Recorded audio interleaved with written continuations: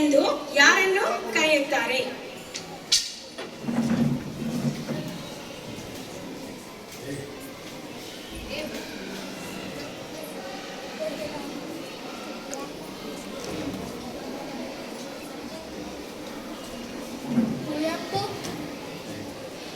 ತಪ್ಪಾದ ಉತ್ತರ.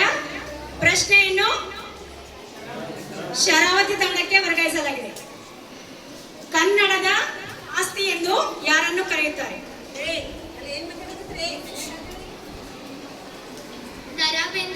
ತಪ್ಪಾದ ಉತ್ತರ.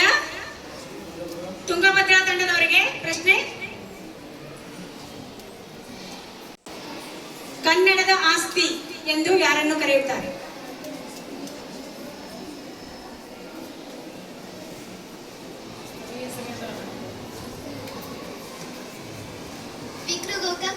ತಪ್ಪಾದ ಉತ್ತರ.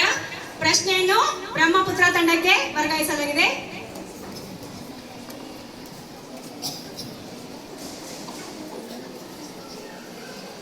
ಕನ್ನಡದ ಆಸ್ತಿ ಎಂದು ಯಾರನ್ನು ಕರೆಯುತ್ತಾರೆ?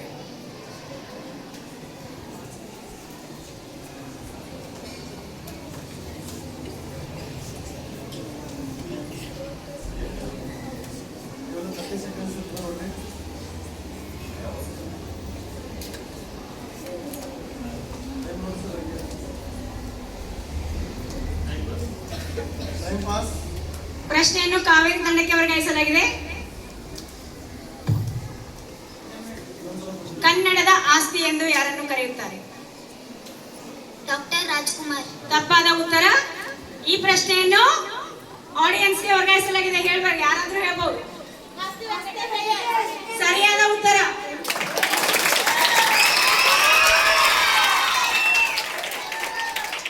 ಕನ್ನಡದ ಆಸ್ತಿ ಎಂದು ಮಾಸ್ತಿ ವೆಂಕಟೇಶ್ ಅಯ್ಯಂಗಾರ್ ಅವರನ್ನು ಕರೆಯುತ್ತಾರೆ.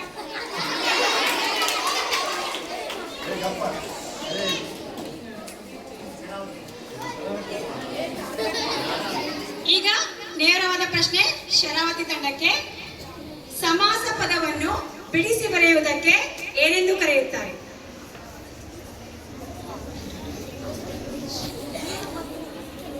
ಸಮಾಸ ಪದವನ್ನು ಬಿಡಿಸಿ ಬರೆಯುವುದಕ್ಕೆ ಏನೆಂದು ಕರೆಯುತ್ತಾರೆ?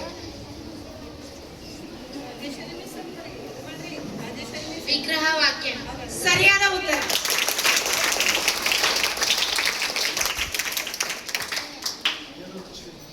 ನೇರವಾದ ಪ್ರಶ್ನೆ ತುಂಗಭದ್ರಾ ತಂಡದವರಿಗೆ. ಕನ್ನಡ ಭಾಷೆಗೆ ಜ್ಞಾನಪೀಠ ಪ್ರಶಸ್ತಿ ತಂದುಕೊಟ್ಟಂತಹ ಮೊದಲ ಕವಿ ಯಾರು? ಕನ್ನಡ ಭಾಷೆಗೆ ಜ್ಞಾನಪೀಠ ಪ್ರಶಸ್ತಿ